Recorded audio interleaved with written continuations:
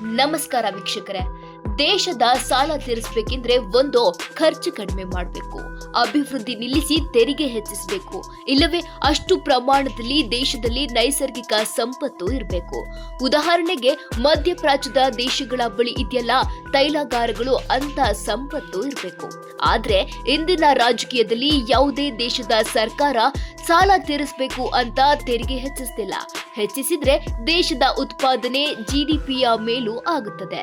ಜಗತ್ತಿನಲ್ಲಿ ಮಾನ್ಯತೆ ಪಡೆದ 195 ದೇಶಗಳಿವೆ.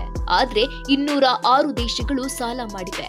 ಅರೆ, ದೇಶಗಳ ಸಂಖ್ಯೆಗಿಂತ ಸಾಲವಿರುವ ದೇಶಗಳ ಸಂಖ್ಯೆ ಹೆಚ್ಚಾಗೋದಾದ್ರೂ ಹೇಗೆ? ಅದಕ್ಕೊಂದು ಕಾರಣ ಇದೆ. ಜಗತ್ತಿನಲ್ಲಿ 106 ದ್ವೀಪಗಳಿಗೆ ದೇಶದ ಮಾನ್ಯತೆ ಸಿಕ್ಕಿಲ್ಲ. ಆದ್ರೂ ಅವು ಸ್ವತಂತ್ರ ದೇಶದ ರೀತಿ ಆರ್ಥಿಕ ವ್ಯವಸ್ಥೆಯನ್ನ ಹೊಂದಿವೆ. ಅವುಗಳೂ ಸಾಲ ಮಾಡಿವೆ. ಜಗತ್ತಿನ ಶ್ರೀಮಂತ ದೇಶ ದೊಡ್ಡಣ್ಣ ಅಮೆರಿಕದ ಸದ್ಯದ ಸಾಲ ಎಷ್ಟಿದೆ ಗೊತ್ತಾ? ಬರೋಬ್ಬರಿ 36 ಟ್ರಿಲಿಯನ್. ಸರಾಸರಿ ಪ್ರತಿ ಅಮೆರಿಕ ಪ್ರಜೆ ಮೇಲೆ 80 ಲಕ್ಷ ರೂಪಾಯಿ ಸಾಲ ಇದೆ. ಅಚ್ಚರಿ ಅಂದ್ರೆ ಅಮೆರಿಕದ ಜಿಡಿಪಿಯೇ 25 ಟ್ರಿಲಿಯನ್.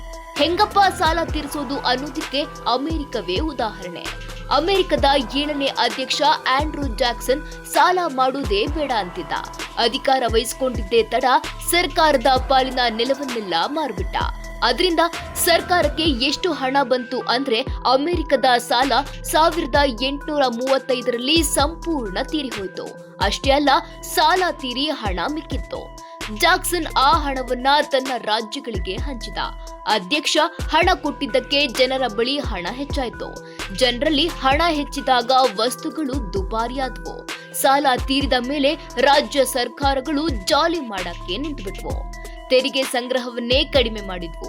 ಆಗ ರಾಜ್ಯಗಳಿಗೆ ಕೊಟ್ಟ ಹಣ ಖಾಲಿಯಾದವು. ಆರ್ಥಿಕ ದೊಂಬರಾಟ ಶುರುವಾಗಿ ಹಣದುಬ್ಬರ ಹೆಚ್ಚಿತು. ಅಲ್ಲದೆ ದೇಶದ ಉತ್ಪಾದನೆ ಕಡಿಮೆಯಾಯಿತು. ಅಂದಿನಿಂದ ಮುಂದೆ ಯಾವ ಅಧ್ಯಕ್ಷನೂ ಇಂತಹ ಕೆಲಸಕ್ಕೆ ಕೈ ಹಾಕಲಿಲ್ಲ. ಇಷ್ಟೆಲ್ಲ ಹೇಳಿ ಭಾರತದ ಸಾಲದ ಬಗ್ಗೆ ಹೇಳಲಿಲ್ಲ ಅಂದ್ರೆ ಹೇಗೆ?